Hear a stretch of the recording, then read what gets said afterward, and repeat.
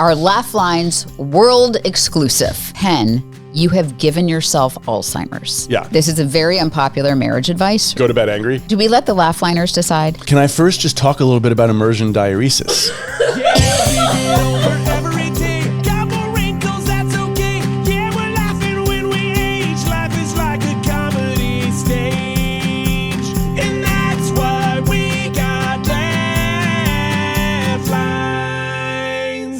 Hey everyone, I'm Kim Holderness. And I'm Penn Holderness. Welcome to Laugh Lines. If you are in a partnership and you spend a lot of time discussing what to eat every day, you're home. That's an actual thing you have to budget out time for, because it takes a while, because some people don't really know what they want to eat, and they also don't want to decide for themselves, understandably. I have decision fatigue. Yeah.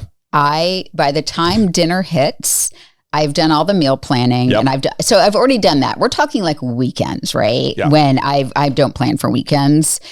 I have decision fatigue. Yeah. I don't want to make a decision, but I also don't want to not make a decision. Right. So I say, what do you want to eat? You say, I don't know. I don't know. You pick. And then I say, okay, what about a steak? And you say, no. And I say, okay, what about sushi? No. What about like Chinese food? No. So that's me picking. I know what I don't want. I know what I don't want. You just, and then sometimes it just ends with like a leafy salad, which nowadays, old cyclospora. Yeah. I'm avoiding those. So I don't even have that to fall back on. Psych. Whoa. Hold on. Yeah. The radio this morning. I listened to the radio. Yeah. And they said there's a new one. The eggs. No. Whoa. The eggs are the eggs of the parasite? No. Sorry. Eggs are being recalled. Millions of eggs are being recalled because of salmonella. Okay. Are you kidding me? And Kim, we have a lot of eggs. We have so many from like eggs. a lot of different sources. We have like egg whites. Lettuce I avoid. I had no problem avoiding the lettuce. Right. Eggs is going to be tough. Dear Lord, well, welcome to your happy place. Yeah. Welcome to a place where you're safe. We promise you're going to laugh and we won't give you a parasite. Yeah. We are parasite free. So today's show, just Penn and I, people that are married and we raise kids together and we work together. Yeah. It's a lot. And, the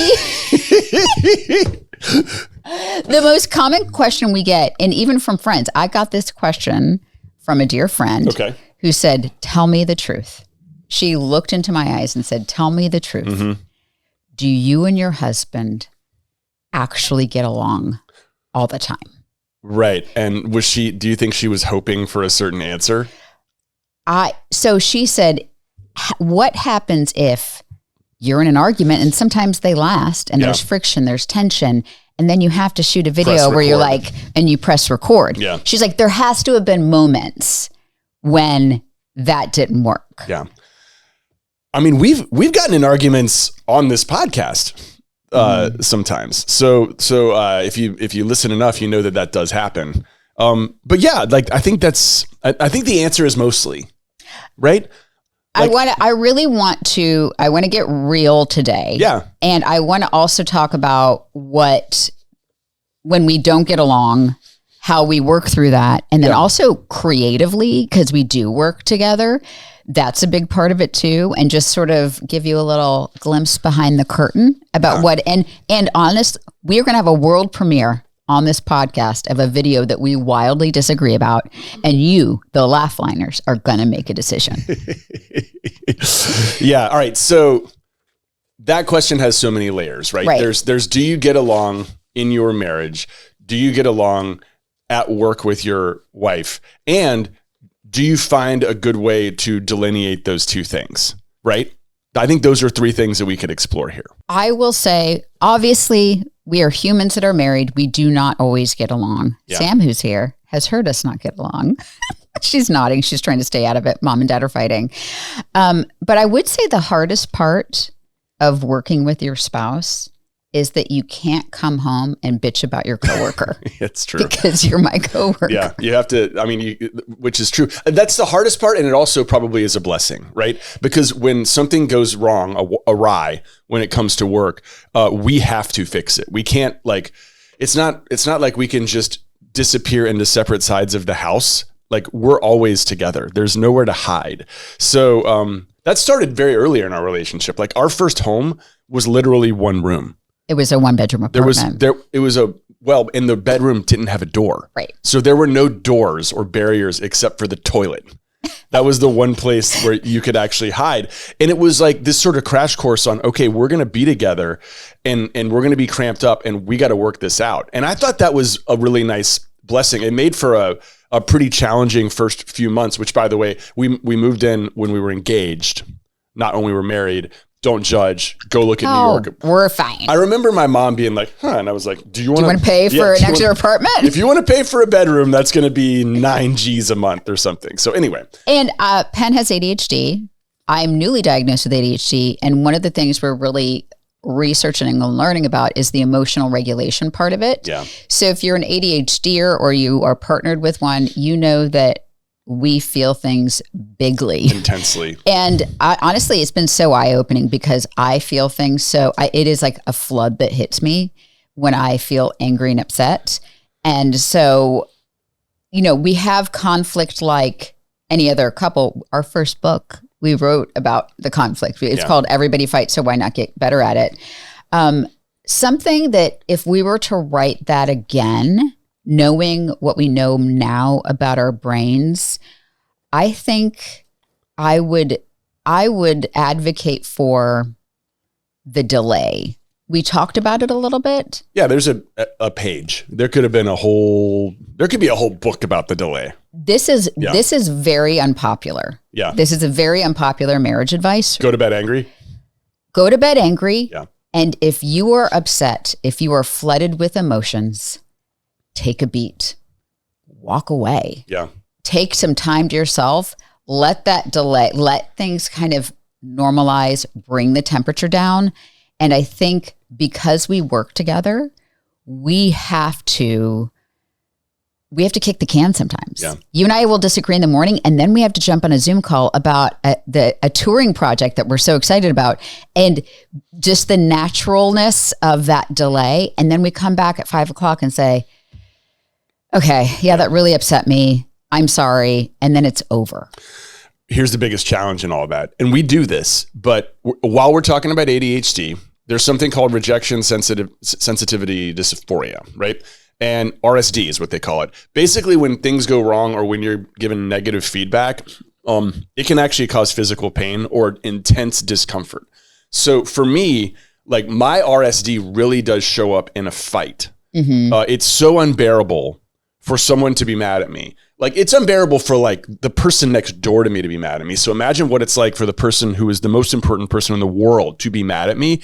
It kills me. And so I tried for a while to just fix that by profusely apologizing and saying, you're right, I'm wrong, even though I'm not wrong. Sometimes. Right. Well, I'm definitely not as wrong as I'm saying I am. Usually a fight means that both of us have a point, right? But I just basically fall on the sword just so that we can get out of that pit in my stomach for being in a fight with you.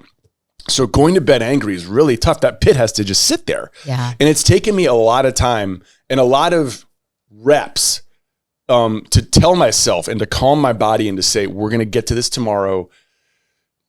She still loves you. She still has your back, but you're going to have to sit in this suck for a while. There is a difference between taking an intentional pause and stonewalling.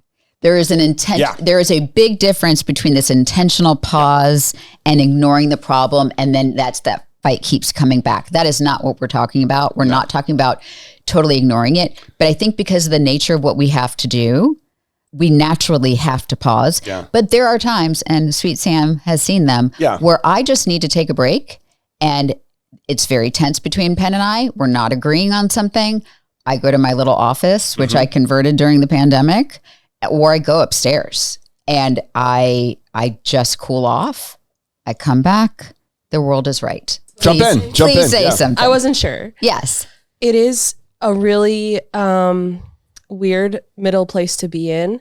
And Anne-Marie and I discussed this a lot of trying to identify if what is happening is a creative difference or a husband and wife difference. And then if it's creative and it can be like, oh, we can say something, you know, I think that'll be great or not. Or let's step back. And there is a marriage. And it's like, that's just part of my job. If you didn't fight or didn't like disagree, that would be weird to me. And it really doesn't happen often enough for me to be like, should we be worried? You know? Man, that was so eloquently put. And thank you guys for doing that and for having like our well-being in mind when it comes to this. But like, they're light years ahead of us in this whole thing. That was like, I'm very impressed by what you just said. Like what an incredible like skill set that you have that probably most people don't have to have. But like you just put that in like a workplace, like HR approved way that I think is really cool. And you acknowledge the fact that everybody fights. I think it's a red flag. And by fights, I don't mean yelling and screaming. Right. It's more, I think, conflict, or maybe it's like a disagreement. I mean, we rarely yell and scream at each other.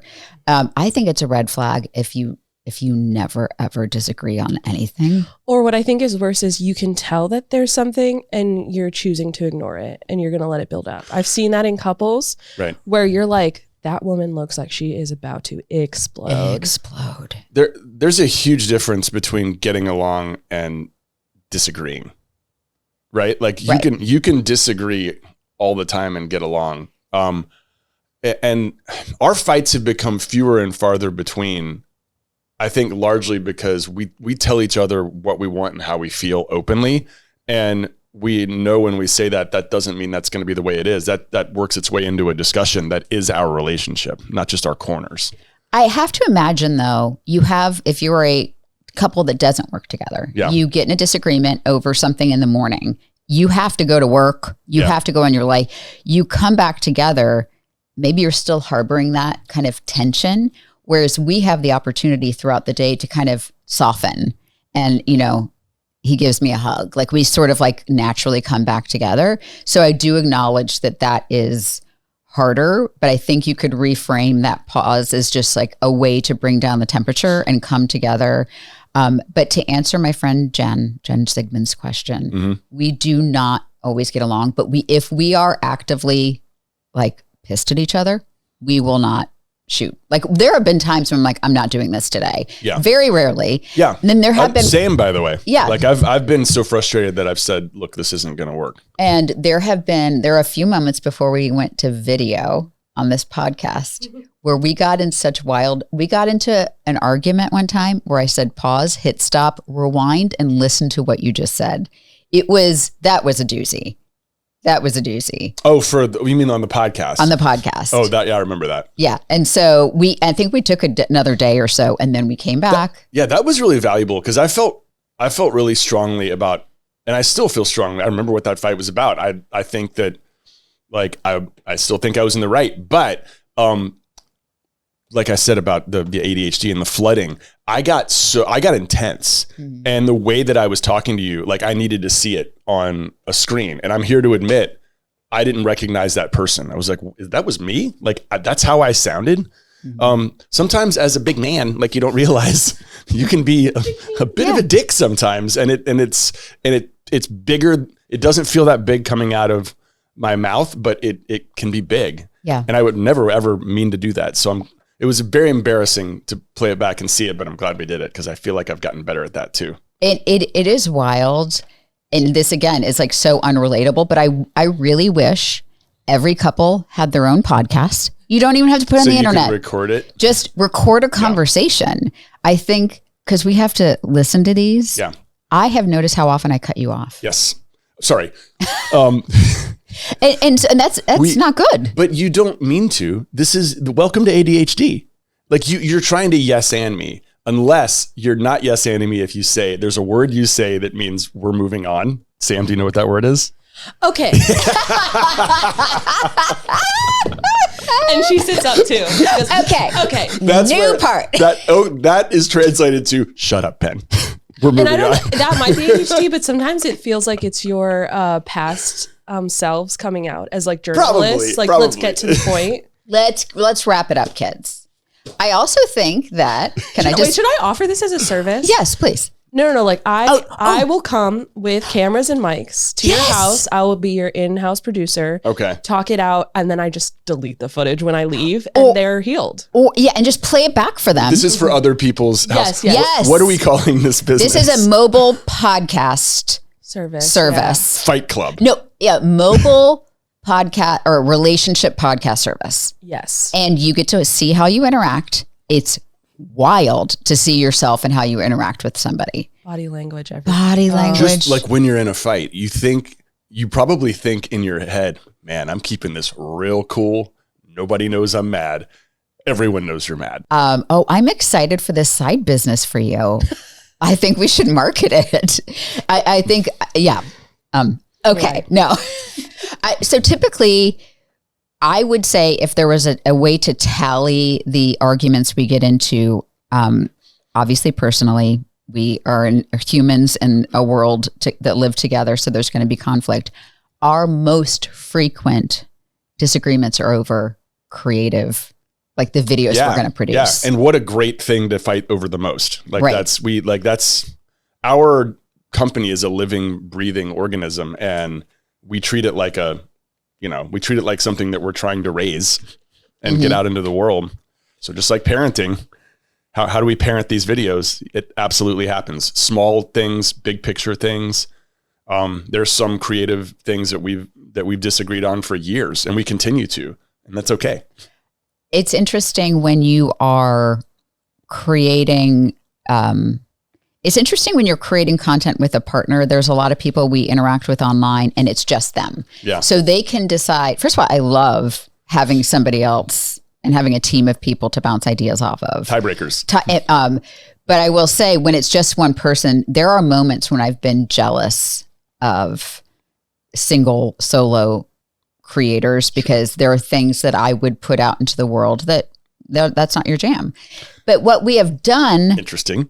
Well, what we have done mostly is the phrase we use all the time is like, this is not the hill I'm going to die on. Yeah. So if you care very passionately about something and I'm like not on that hill, go forth and publish. Yeah. The issue becomes when it's the hill you want to die on and I want to die in another hill. Right. So we have Sam and Anne-Marie that come in as tiebreakers a lot. And I think that has saved our marriage. For sure. Yeah. And honestly, I can't be left by myself to put out videos. I can't. I have some weird ideas that are not on brand with like what our brand is. By the way, our brand, just I'm going to tell it like it is 85 to 90% like females are watching. So there's a lot of male perspective that's nice to hear. And then there's some of it that they just don't want to hear. So very often I'll have something that I think is funny. And the things that don't make it across the finish line are things that like a woman will watch and say, that's not funny. Or that's not as funny as you think it is. And that, like, by the way, that's tough for me. I know. It is because, like, if we had a 90%, first of all, if we had a 90% male podcast, our content would be completely different. Chicken wings. I mean, that's the stereotype, right? Like, you're right. And if you look at people who have that type of audience, they do lean into that stereotype. I would love it if we got to a 50-50 audience and they were males who identified as human beings first and then, men second. You know what I mean? I think what we've been told by, the social media people is that men actually are watching. They just don't know how to hit the like button. But their wives are sending it to them and then they don't interact or follow. And it's our friend Taylor Kalmus, who's Dude Dad on the internet. He's wildly successful. Most of his audience is female. And he's Dude Dad. And he's doing stuff. And it's mostly women watching, sending it to their husbands. Yeah. So I was at a concert last night and a lot of people stopped me. When people get drunk, they stop me. It's go time. It's like they're like, I'm going to go talk to this guy. Everyone was positive. Everyone was awesome. It was more guys than girls who stopped me. And they didn't even do my wife loves your videos. They actually said, this was really funny, ... Okay. I think a lot of times men don't want to admit that they're watching our videos. And so they say, my wife shows me your videos. So it was like, I think that barrier broke down. So it is good, which means maybe I could put out that video about peeing in the pool. It's like more of a male thing, right? Okay, let's set this up. Not a hill I'll die on, but let's set it up. Let's set this up. Okay. Our Laugh Lines world exclusive. We are on vacation and Penn said, hey, babe, I want you to take your phone and I'm going to jump in the pool and just hit record and just shoot a wide 30 seconds of me in the pool wide, 30 seconds of me in the pool tight, one angle. And when we're on vacation, we shut down. Like we're not posting, we're not recording, we're not really doing But this anything. wasn't much. This was 45 seconds. This was, yeah. So fine. But I'm curious, like Penn he's not chronically online. I'm not thinking he's going to go rogue and post something. And he's like, no, I got an idea. And I love my husband. He's so wildly creative. So he sends the finished video. And if you're watching on YouTube, you can see the video I shot in the pool. If you're listening, I mean, this will still make sense. He sent it to the team and there were crickets afterwards. So Sam. So comment. Laugh Lines. This is a Laugh Lines world exclusive of Penn's pee in the pool journey. I have to pee once I'm in the pool, but I won't, cause it's super uncool. I didn't have to pee 10 seconds ago. I guess I could, no one would ever know, but I will not, I'll just hang by the ladder as water pressure stimulates my bladder. That is the science that explains why it is when I'm in here my body wants to whiz. I have to pee now, I have to pee now. The Laugh Liners are going to decide. I don't know. I'm so triggered by people peeing in the pool. I'm instantly get icky thinking about it. So that is if I feel icky, I scroll. But I just saw Sam was over there jamming out. So what do you think? I want the audience to like come to their own conclusion. Uh-huh. I think this might be personal to me. First off, I love the original song. Yes. One of my favorite songs. I loved Penn's lyrics. Mm-hmm. The video is just close up, middle, and wide shots of Penn just standing in a pool. It's not a great video. So creatively, I was like, that's a choice. And also, like, hold on. Well, it's a lot of facial. It's a lot of this. It's a lot of, no. I think what threw me off is to just get a fully produced song and video sent. With no warning. And I was like, no one told me you're working on this song. No one told me you were out the pool, and like all this stuff. So I was just like, did we talk about this? Because usually we all know what we're shooting and doing. So I think maybe that was my crickets. Okay. And obviously a whole discussion had happened on your end, Right. that Anne-Marie and I had missed. Right. Right. So I think, do we let the Laugh Liners decide? Can I first just talk a little bit about immersion diuresis?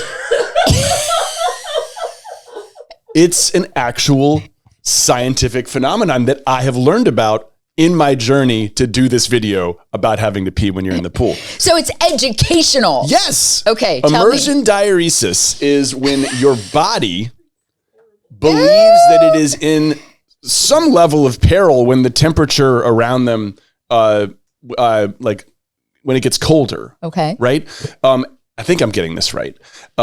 Someone's going to call and correct me, actually, and I'm going to have to do an apology. But I think all of the liquid in your body and all of the blood in your body gets moved closer to the central part of your body in a way it's like a fight or flight kind of natural reaction when you get into the water. And so what that does is it stimulates your bladder to make you think that you really have to pee and you have a full bladder when you actually don't. You can super hold it, as we all know, because we don't pee in the pool.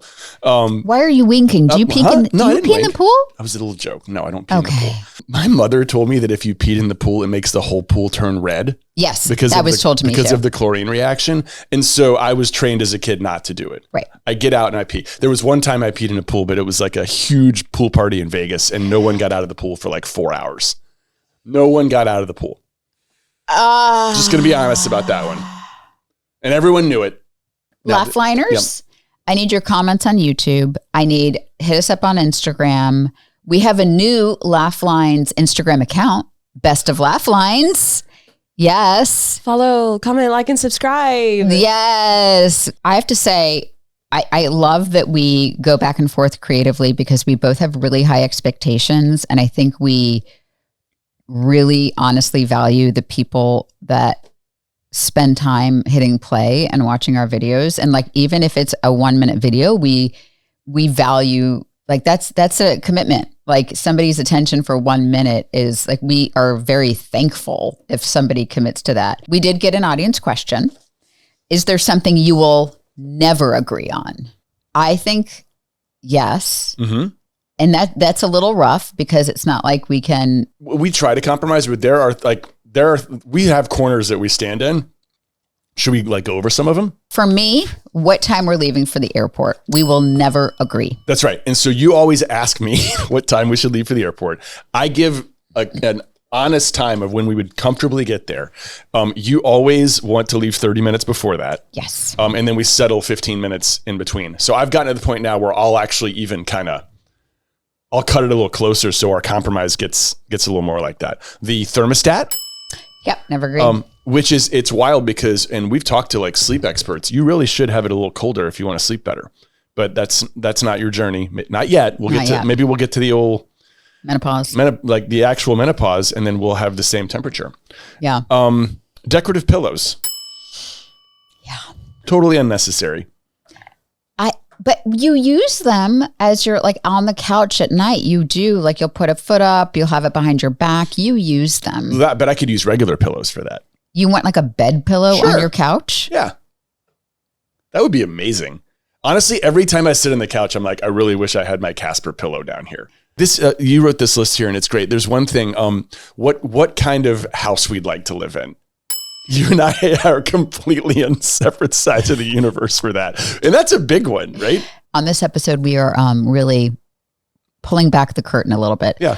I think that, I'll just say it. So we live in a neighborhood that we love and adore. We love Raleigh. We are idiots and we have shot videos in front of our house so people know what our house look like. Yeah. And that has meant people have felt comfortable to stop by. Yeah. So, and while we are so appreciative of this community, like cold calling somebody on their front door on a Saturday. Yeah.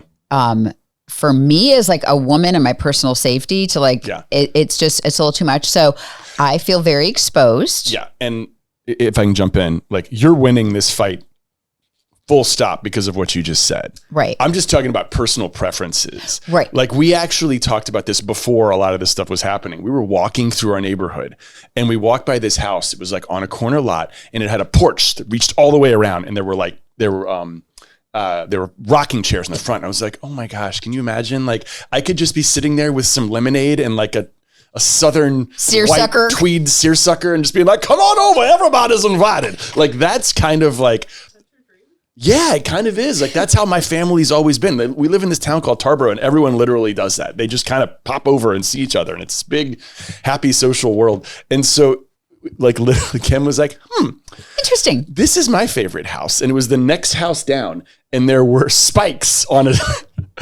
a gate. And the house you could not see it unless you looked really closely, and it was covered in ivy and weeds and like vines. It looked like the Scooby-Doo, like if the evil person in Scooby-Doo, there's always like a haunted mansion. It looked like the haunted house in a Scooby-Doo episode. When I contacted a realtor friend, I said, here's what I'm looking for. And I sent like a screenshot of a Scooby-Doo house, an animated Scooby-Doo house. And so she started sending me houses. And I'm like, no. I'm like, that's a lot of windows that face the street. No, I need overgrown yard. I need a lot of trees up front and a really long driveway. I love people. I just don't want strangers feeling safe to come to my house. And I think that's fair. The issue is We live in Raleigh, which is a very wonderful place to live. A lot of people are trying to move here. So I think we're not moving anytime soon. Yeah. But maybe. But if you live in Raleigh and you are selling your house and it looks like a Scooby-Doo mansion, bonus, if it has a moat, call me. Yeah.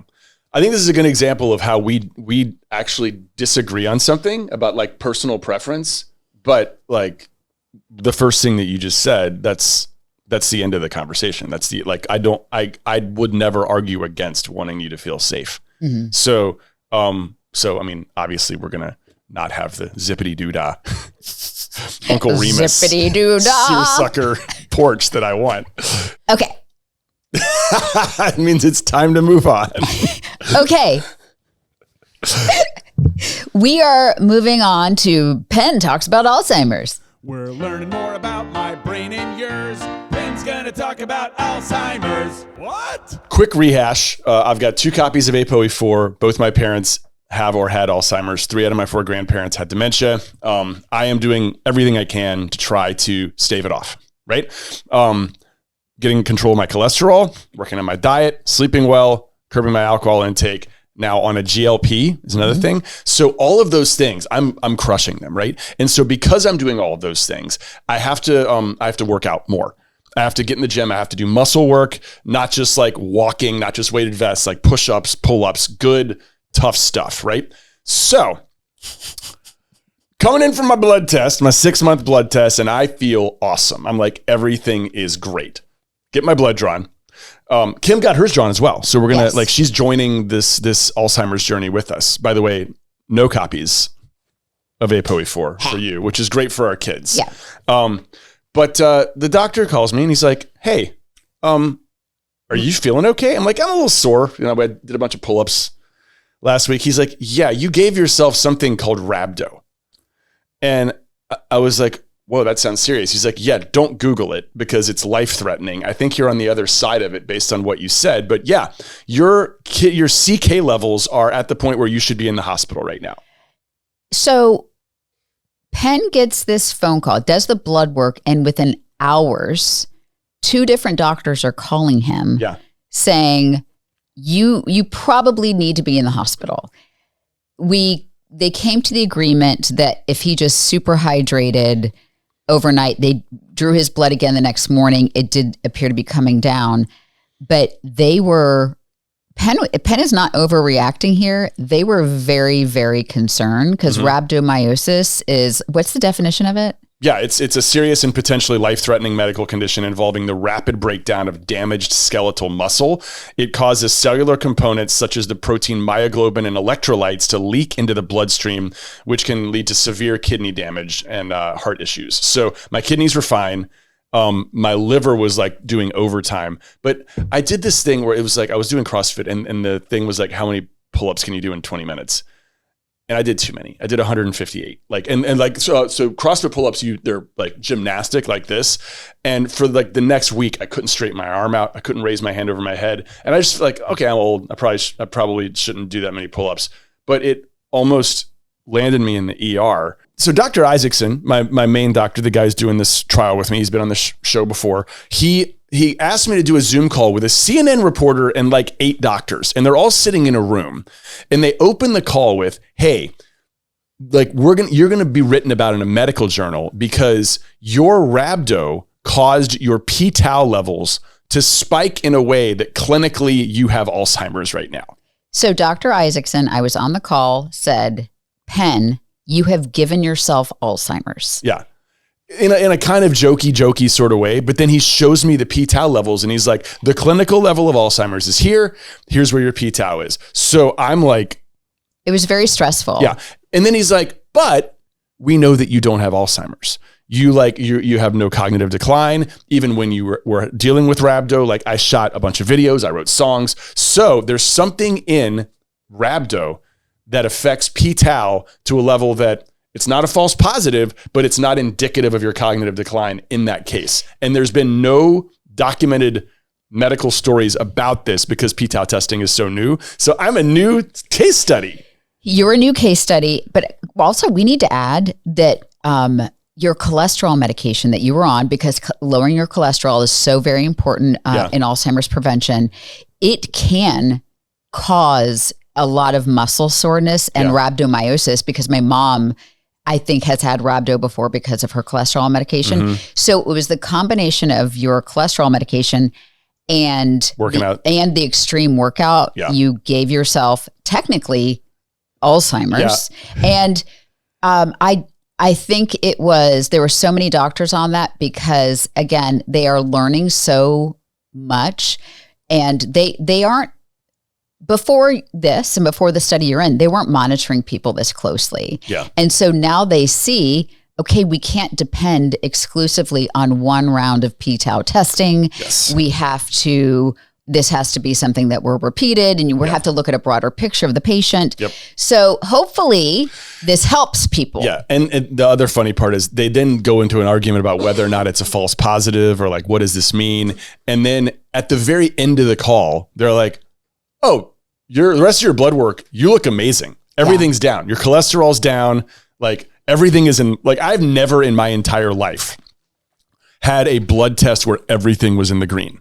Except for my CK levels, which were ridiculous. But like, you know, they could have led with that. They could have started with that, because I was like sinking, and with my RSD, I was sinking very deep into the bowels of despair. And of course, Dr. Isaacson apologized. He's like, yeah, we normally lead with that. Sorry, this is just like a crazy medical thing. And like, it's really important that he's got a good sense of humor. And my physician, Dr. Rick Hobbs, has a sense of humor, to the point that I think they left a voicemail. I think Dr. Rick and Dr. Oh, wow. So let's see what the doctors. Let's go to the personalized laugh line. Laugh line. It's the part of the show where everyone will find. Laugh line. But you call us up and you tell us what's on your mind. Hey y'all, this is Rick Hobbs from Elite Medicine. You know, your doctor. Hey, Penn, I'm really glad we got you and your kidneys safely through that rhabdomyolysis that you experienced. Calling for a couple things. One, just, please stop sending me updates on the color of your urine. That'd be great. He asks me for that, though. Especially. Hey, just a reminder also, workout should be challenging, of course, but really should not be self-destructive. So be very thoughtful not to hyper-focus on any single muscle group, especially to earn any kind of CrossFit bragging rights. That's what I'm doing. You're doing great. I'll look forward to seeing you at our next visit. All right, buddy. Bye. For like 3 days, he's like, describe your urine, like every single time. And I was like, do you want a picture? Because and he wrote, "Dear God, no." So that's the kind of relationship. So that's your local doctor who does all your prescribing. He works in conjunction with Dr. Isaacson, and so Dr. Isaacson has left. Great. This is Dr. Richard Isaacson. Oh boy, you kind of seem to overdo it in the gym a couple weeks ago, and just want to give you some feedback that sometimes more is not better. So good news is you've rehydrated. You've done all the things, and looks like all your blood tests are looking better now. But Penn, don't overdo it. Don't overcorrect. Everything in moderation. That's what my mom used to say. Can I just say, as a wife to somebody with 2 copies of ApoE4 and the family history you have, for the early part of our marriage, for most of our marriage, you and I have both felt sort of, it was kind of unspoken, but it was this ticking time bomb. But we danced around it, because like, there's nothing you could do. There's nothing you could do. This is like, let's enjoy life now. Now that you are part of these research studies and these trials, you are given access to this information. And we are trying to share this, because we know how lucky we are to have this access. So anytime there's an update, we're going to get on this podcast and talk about it, and hopefully soon be able to talk about an affordable blood test that is going to be accessible to everyone, that will be able to show these markers. But now, again, like, look at Penn, they know that maybe just one blood test isn't going to be enough. And they've known that, but now they have a great example of how it can be incredibly misleading in one situation. So that is why so hopefully that hasn't delayed the blood test for too long, but now they're like, oh crap, if we tested this one person not knowing who he was and gave these numbers back, it would look like an emergency when really it's not. So We hope that making Penn a literal guinea pig, that we are able to help a lot of people. And listen, we have people in your family who are texting us all the time, trying to get, so we view you guys, the Laugh-Liners, as our extended family. So like we are trying to help as much as possible to make it affordable, because we realize getting access to this is like, that is like, we've won the lottery. Like you can take your lottery. I don't care. Like this is so important. Moral of the story, don't do 158 pull-ups if you're on a statin. Or at all, ever. Why? Yeah, it's totally pointless. Why would you do that? Rick's first call to me, he was like, hey man, maybe like find a way to get in shape that doesn't involve completely destroying one of your specific muscle groups. So I'll just end with this. The last thing Richard said to me after our call was, welcome to precision medicine. Like that's what this has to be. So precision medicine is you get a blood test and you figure out where you are and you tweak it here and here and here. And part of it is like, I was following all of the instructions, which was get back in the gym, get some weight underneath you, make sure that you're like exercising your muscle, because when you go on a GLP, it's gonna, like that, one of the only real major setbacks is that if you're not working out, you're going to lose muscle mass. And I don't want to lose muscle mass. So I was going above and beyond, I thought, like going the extra mile. And it turns out the extra mile can be too much. Yeah. Yeah. Lesson learned. Yeah. Glad you're alive. Me too. Okay. Back to the laugh line. Because we were talking in a previous podcast about showing the 1991 version of Father of the Bride to our daughter and how she crashed out, had a lot of questions, and it really made me pause. We asked the question, do you guys have a similar experience showing your kid a movie and then hitting pause and reflecting like, wow, this is kind of inappropriate? Yeah. And to be specific, it's not always inappropriate. For Lola, it was just like, it was a storyline that we found acceptable in the 80s and 90s that today's like people would say, what? Yeah. So in 1991, Lola's like, wait, she studied abroad. She fell in love and got engaged and never once mentioned it in a phone call or a letter to her parents. Found that weird. Yeah. Found it weird that like somebody would be upset that she's like, yeah, $250 a head is too much. The fact that she didn't want to cut down the guest list, like all of these issues. And I was like, oh gosh, you're right. So we got some really funny voicemails. Hi, this is Jennifer, and I wanted to tell you about a movie that I introduced to my daughter that went south. So I showed her Clueless, which I've watched many times on repeat, and she was so disturbed that Cher and Josh were related and that he was way older, like at least 3 years, but mostly she considered them brother and sister, even though they're not blood related. And that never even entered my mind as an issue the million times I've watched that movie. Because Josh was so cute. It is worth a discussion. Yeah. Because he was like the ex-stepbrother. Do you remember this, Sam? You never seen Clueless. They weren't blood related, but they... Okay. That was the whole love story. Yeah, sorry, go ahead. So Cher, who's the... Alicia Silverstone. Yeah. She, her dad is a big time attorney. His like ex-wife's son comes to like work intern for him and like working at the kitchen table. That's Paul Rudd. Yes. Who was, I would say, like 4 years older. Cher's in high school. This guy's like, I would say 4 years older and technically a stepbrother. And that's the love story. You know what my issue is? The fact that I never flagged it before. Right. So it's not bad. It's not illegal. It is just, I also have an issue with guys that are out of high school dating girls that are in high school. I think that's weird. I'm just going to say it. Yeah. I'm really interested in, because so Sarah's going to talk about Spaceballs. I did flag Spaceballs the first time Spaceballs. What did I say? He said Spaceballs. Well, that's a whole different movie. Yeah. I had a real tough time watching Spaceballs. You know how there's like a porn version of like... The imagery is not good. Okay. So voicemail from Sarah about space. Yeah. Hi, this is Sarah from Michigan. During 2020, we decided as a family, my husband and I were going to go through our old movies and introduce Spaceballs to our then 10 and 13-year-olds. Well, one day we went out on an ATV we were being smart and wearing our helmets. Our youngest turns and looks dead-faced, looks at her dad and says, "Dad, you look like an a-hole." But except she said the whole word. I've never seen a person, child being ever backtrack so hard, so fast. Wait, you know, the round helmet thing, like the movie, you know, Spaceballs we just saw. Major a-hole. Yeah. What was the name of the major? The military major in the team. And like, I can't believe it. I'm surrounded by a-holes. Like, it was a really funny, actually bit. I think we told our kids that they couldn't cuss unless it was a well-placed movie reference. Yeah. And if it referenced a movie and it fit the comedy of it. So, I mean, I probably would have let her pass. I was sure she was going to talk about the overt racism in Spaceballs, and she did not. Yeah. But, I mean, she probably flagged that too. I mean, yeah. That's not even funny. It was, and again, we'll move on. Like, there was a lot of that in the 80s and 90s, and it's wonderful to see that movies aren't really doing that anymore or as much anymore.